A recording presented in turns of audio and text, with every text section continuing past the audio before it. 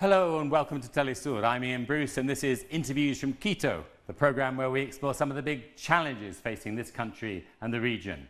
In today's program, bullfighting in Quito. 7 years ago, citizens here voted against the blood sport in a referendum called by President Rafael Correa. But this week, a substantial demonstration marched to the presidential palace to demand a return of what they called their traditional culture. So is bullfighting a fundamental part of national identity? And should Ecuadorians have the right to kill bulls for fun? To talk about this, we are joined by Fernando Arroyo Aviles. He's a member of the National Animal Protection Movement and a long-time campaigner against bullfighting. But first, let's take a look at this video. A large group of citizens in the capital of Ecuador have taken to the streets to protest. They ask for an old controversial tradition to be brought back. Bullfighting in Ecuador was banned after the referendum of 2011, after different organizations and social movements protested against this activity, considering it to be too violent against animals and stating that it is not even a local tradition, but one brought by Spain during colonization times. But during the last days, there have been marches to ask the government to bring back this alleged Quiteño tradition. Is it right to slaughter an animal in public just for fun or with a cultural excuse? It is mostly the elite and right-wing Quiteño groups who are demanding to revive this. But is it the ban of this kind of events a cultural setback or a sign of progress for society and humankind? This will be defined in the coming days. Thank you, Fernando. This week, we saw several thousand people marching through Quito demanding unrestricted bullfighting. They say they want their traditions back. They have that right, don't they? Well, they do have right to express whatever they think, but the problem here is that they are trying, and not to get back, because actually bullfights, for example, and cockfights and other type of events where animals are used as tools and they get injured and they get killed, they never get out of the city. Actually, here in Quito, they have remained. Every year we have at this plaza, the bull ring called Belmonte, every year on December, we have had this year's bullfights. So it's not that they are trying to get those type of events back. The thing is that they want to make a reform, the one that was promoted by, actually for the people in a referendum on 2012.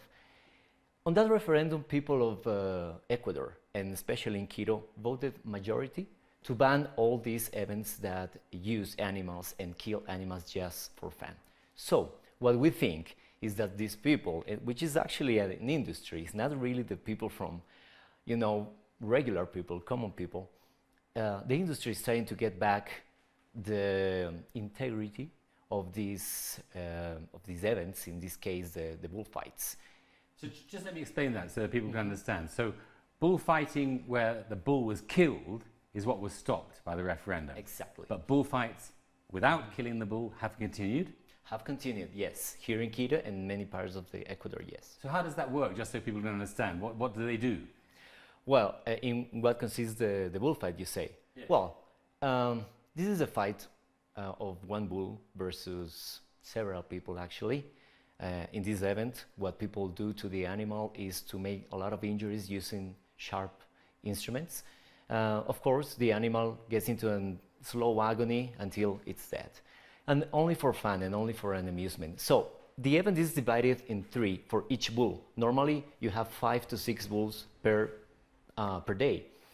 And for every bull, you have 3 moments. The first moments, the first tercios is what you call. You have 3 tercios. The first two is where you use a different type of knives, a different type of swords, and of course the animal is I really don't know how to say it.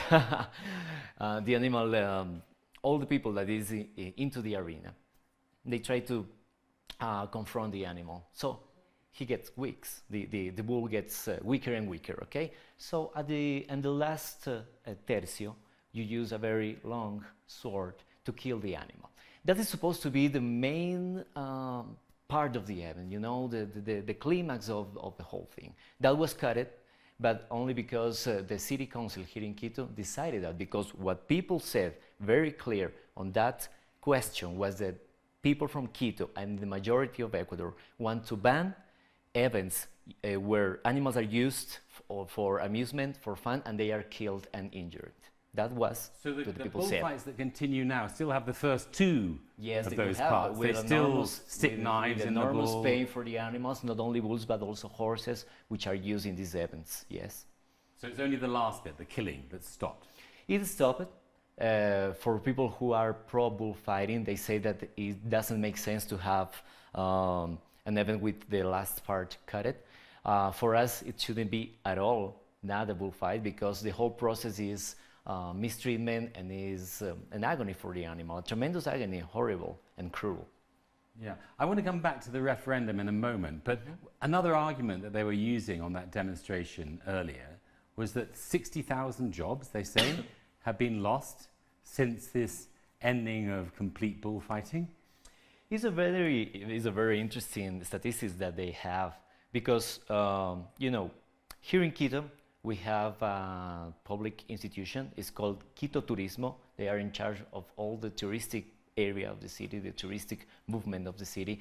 The statistics are completely different. The tourism has increased since 2012 to 2017. Every year, almost 20,000 people have come only in December to Quito. And also all the establishments, as hotels and restaurants, have increased also from 2012 to 2017, from almost 3,000 establishments to more than 5,000. So these statistics are completely different on what they say. What we think really is that it's just numbers that are used for their purposes, because if it has been 60,000 jobs that are lost, it should have been tremendous for the city, but it hasn't been like that. Tourism has been increasing, tourists has still come into Quito, so it's just maybe just numbers, and it's not actually the reality. So you think the numbers are just made up? They're just made up. We have these statistics that come from a public institution that manage the whole tourist area in the district. So what else can we say about that? Okay, let's go back to the referendum, because it was a little bit complicated, the question. What exactly happened in the referendum? What was the question? Who did it apply to? Who didn't it apply to? Okay, so the question was, it was a referendum made nationwide. It was divided by counties, you can say. We have here in Ecuador 225 counties.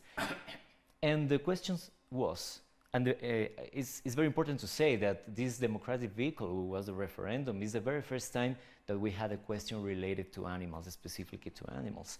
It says, would you agree to ban public events that portray the death of animals in your city? The results was 54% of the people said, yes, I would like to ban it. Okay, so events that portray the death. Exactly, portray to death animals, public events. So what should have happened is that local governments, the municipalities, should have promoted local ordinances to ban those events in the counties that were the answer. The vote was across the whole of Ecuador.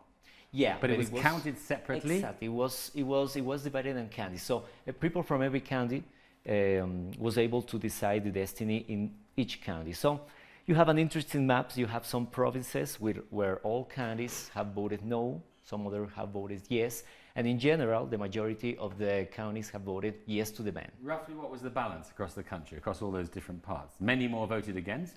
Many more voted against, yes, it was like that. So local governments, municipalities should have banned it and promoted local ordinances to really ban it, to make it written down. Did they?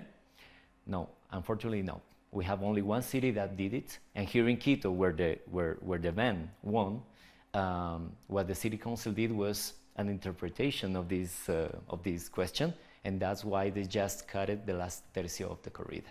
That's why we have this strange hybrid, yeah. To keep on. So where was the place where they banned it completely? Pardon me? Where was the place that they banned it completely? Well, we have like 5 or 6 cities where it was completely banned. Unfortunately, even there, they haven't been promoted local ordinances because maybe it's not needed. The perception is that it's not needed, but it should have been like that legally, that you should promote, I mean the municipalities should promote the ordinances just to stop it forever. I mean, there was some, that referendum was quite confusing, wasn't it? Because there were a number of questions on very different issues. The most high-profile one was the issue of re-election, which was a big political issue at the time. Why was the question of bullfighting included? Well, animal protection movement, and especially bullfighting, I would say the movement against bullfights exists in Ecuador contemporary from the late 70s maybe. So, in this very moment of the political situation of Ecuador in 2012, we went to the president and all the, you know, you have a sorry, I just got stuck on this. But it came from a campaign. There was the thing is that you have a way to do this, of course, and you have to present different documentation, and you have this question can be admitted in a referendum. I say the initiative came from your campaigns or from below. The initiative came from the animal protection movement and several protection groups that decided to make this movement actually in the referendum and try to include these questions. What we did, you know, it was the very first time that it was included a question about animals, and that was very important because of the situation we are living here nowadays in the world, you know. We have to consider animals and environment in all the decisions.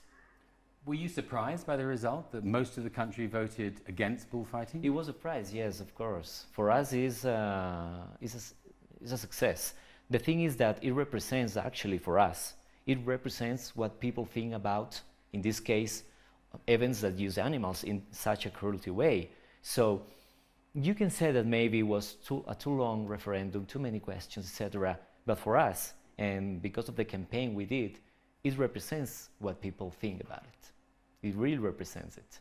I mean, is there a clear geographical split here between parts of the country that are more opposed, other parts of the country that are more in favor, or is it quite mixed? Well, the thing is that there are some cities that, yes, of course, they have more tradition about it, as some others know.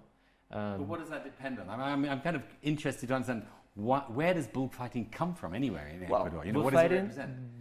Bullfighting is an event that came with the colony, so from more than 500 years ago. Actually, bulls are not from America. Those were imported from Europe, right? So it started, you know, like a very popular event.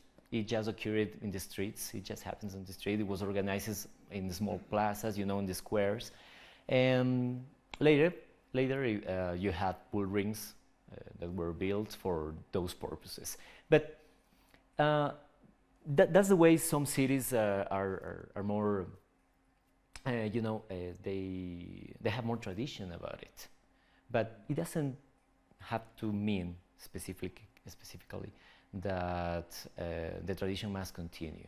And that's why we're working so hard, making people to, you know, to have more sensibility, more consciousness about what's going on with the animals in this type of events where they are tortured, where they are mistreated, where they get injuries, several injuries and very severe, and finally agony and death.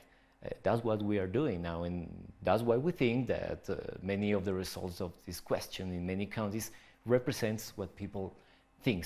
They are more sensible about this issue. But do you think, I mean, is there a split either in terms of class or race or geography? Is it more on the coast, more in the Sierra? I mean, is there an indigenous tradition of bullfighting? Well, it was introduced, as I said, from the European colony. But yes, in the mountains, in the Serrani, as you said, maybe it's more traditional. Not the same way in the coast or not even in the Amazon.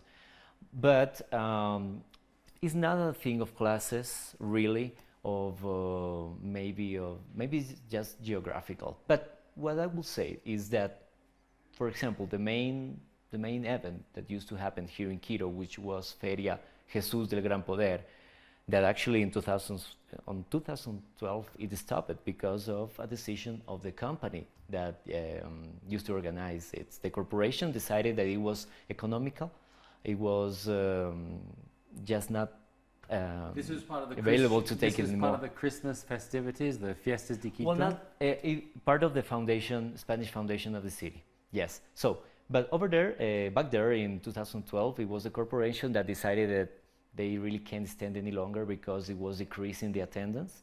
It was decreasing, so they were losing money. It was losing a lot of money. So they decided to stop it. That fair, that event, was the biggest one here in Quito. But even if it has stopped, you know, the city is still improving their capacities on tourism. The thing is that over there, in that event, it was maybe there was some sort of economical class situation because, for example, one ticket could cost what, $120, which is right now maybe a third of the basic salary in a month. $120 to get in to watch get in, a bullfight. in the most expensive place in the arena. It's very expensive, and if you, for example, if you wanted to get tickets for all the 9 days, it was around, I remember, $1,500, for example. For one person? For one person, yes. So this was only the rich people going to it? Exactly, especially in the best, you know, the best seats you can take. You can get also for $20 or $30 in the back, but still it's very expensive for a normal, regular person. And yeah, it has some spots of elites, you know, only for special people and stuff like that, trying to preserve some sort of the classes and differences, stuff like that. But in general, torturing the animal, it was the same. In every bull ring, in every bullfight, it is the same. So is there, I mean, to what extent or what kind of Ecuadorian identity includes bullfighting? I mean, is this to do with a sort of like harking back to the colony, harking back to Spain, or I don't know, what does it represent to the people who support it? Well, many of the social movements that were against bullfight included that speech and that arguments on their you know, struggle, because yes, definitely it was a situation that came from the colony. It was a situation that was not from our indigenous people. Actually, our indigenous people, they were very aware of the environment where they were living, and they had an enormous respect for the nature, you know, and for animals. Animals were almost sacred. They weren't used for fun or entertainment or amusement. So it was a complete different approach that the European conquerors brought to America and to our indigenous peoples. From that point of view, definitely that's the situation, and this is a type of event that doesn't represent our roots. We are a product of a mix of races, of course, but it doesn't mean that we have to stand on such type of events that, as I said, use animals and kill animals in such a cruelty way. So you say some people used that kind of historical argument in the campaign against bullfighting. What were the other main arguments? Obviously cruelty, but were there other arguments in the campaign? Well, for us as an animal protection movement, the main thing is the animal that is suffering in the arena. Is suffering, bulls are suffering, horses are suffering. There are a lot of violence, of course. One special argument that can be used also is the situation, what this event represents, for example, for children and for teenagers. You know, here in Ecuador, we have a ban, so teenagers below 18 years old, they cannot get into this type of festivities, this type of events, because of the enormous amount of violence, enormous amount of blood, and according to the institutions that regulate these, those are institutions that protect children and teenagers, is too violent for them and could damage them as a person, provoking a lack of empathy to the animal, for example, and in general to other people. Normalizing the violence, okay, and accepting the violence as a normal issue, which is, of course, well, that's something that is shouldn't be like that at all. So who is pushing this campaign to bring back complete bullfighting? Why is it happening now? Well, actually, it's an economical purposes, you know. Can you imagine? But you say they were losing money before. They were losing money, yes, of course, but they want to reactivate it because, for example, over there on this bull ring called Quito was, you can have over there 15,000 people, okay, per day. So it's a lot of people with a lot of money. Remember how much does it cost? So it's a lot of money, and they want to bring it back from that point of view. In a certain way, I really don't think that it's tradition.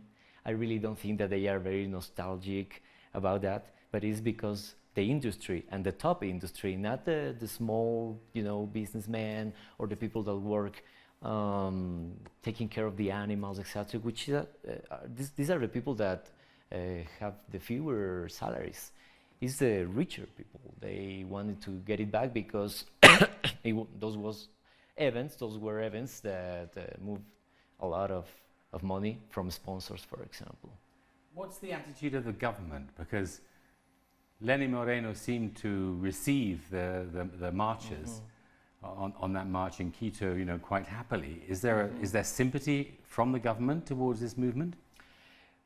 We know that the president, we know that many of the very close people from his team, they are pro-bullfighters. They really like this event.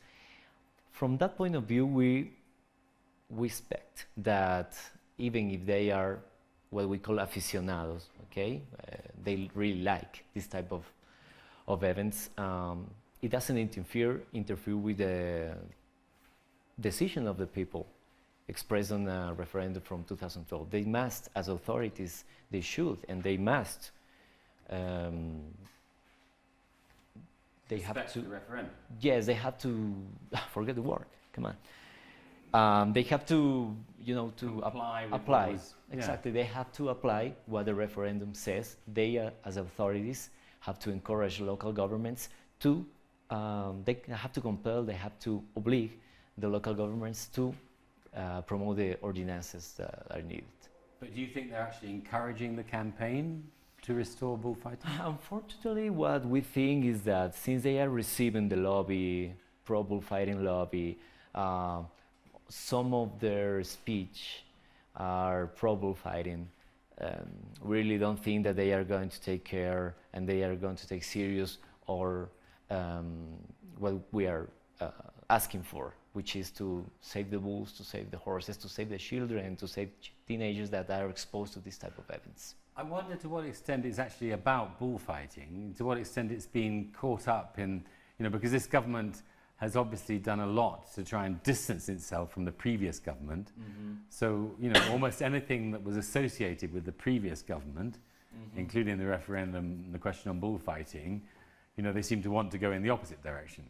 Is that part of the story? I think there's a political issue over there. Yes, they want to, you know, they just want to put over the table that everything that the last government did was wrong.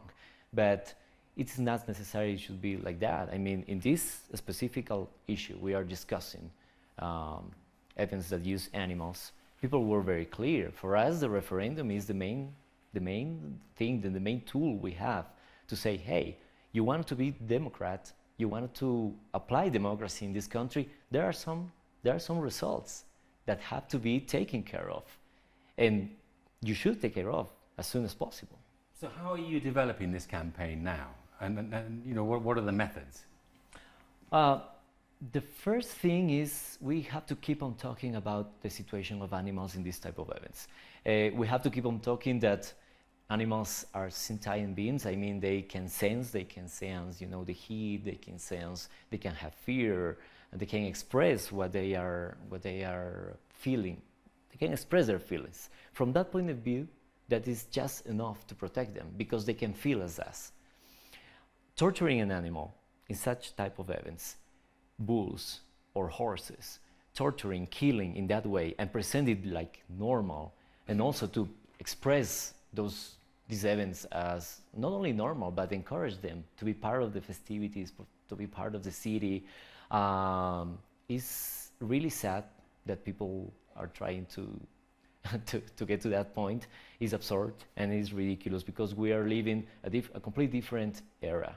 We are trying to get more closer to nature, to be less violent, of course. I think every people are searching for peace, and all society are searching for peace. Why to keep on having this type of evidence with such an amount of violence, blood, cruelty against, in this case, animals who can sense as us? You yourself are part of an international alliance against bullfighting. How does the campaign here compare with that in other countries? Are the issues and the methods different? There are only 8 countries in the world that keep on promoting bullfights. 5 of them are here in Latin America, and it includes Mexico, Venezuela, Colombia, Peru, and Ecuador. In Europe, we have France and Spain and Portugal. So we have similar problems with our countries, with our neighbor countries.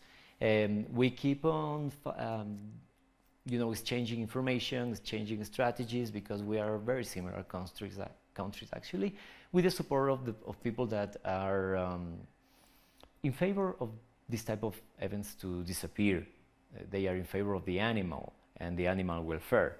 So that's how the network works. We exchange a lot of information, and we have a local campaigns in every country. But of those 8 countries, is Ecuador the only country that has had some success through that referendum? Well, we have successes in every country. They are small and depending on the cities. But nationwide, I will say that maybe Ecuador has this very important tool as the referendum. Other referendums has happened in Spain, for example. There are. What was the result of that? Well, 10 years ago, Catalonia, they decided to ban bullfighting definitely. So now there's no bullfighting in Catalonia? No, but there are a lot of efforts from the pro-bullfighting industry to bring them back.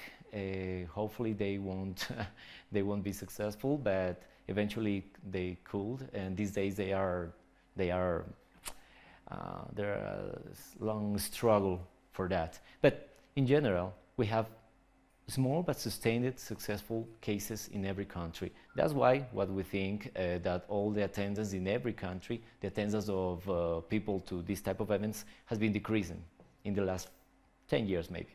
Is it an international industry? I mean, are the campaign to restore bullfighting, is that an international campaign as well? Yes, of course, definitely. I mean, the pro-bullfighting industry is in Europe as well as in America. And they want to keep their business alive. They will do anything that is necessary to keep it alive. But are they the same businesses sometimes? The businesses that run the bullfighting here are sometimes Spanish businesses or Peruvian, yes, I don't know. As far as we know, yes. Especially in America, people from Mexico or Colombia, they are investing money here in Ecuador. And the matadors, for example, move around from country to country? Yeah, with different names sometimes, we're different local promoters, but in general it's an industry that, because it's only in 8 countries, they want to keep this type of events alive. Just finally, Fernando. Okay. Will it be fully restored here in Ecuador? Hopefully not. We are working on it, and we hope bullfighting is not coming back here in Ecuador. Thank you very much, Fernando. We've run out of time, I'm afraid. We've been talking to the animal rights activist Fernando Arroyo Aviles about the push to bring bullfighting back to Quito. Thank you very much for watching Interviews from Quito. I'm Ian Bruce. Until next time. Thank you.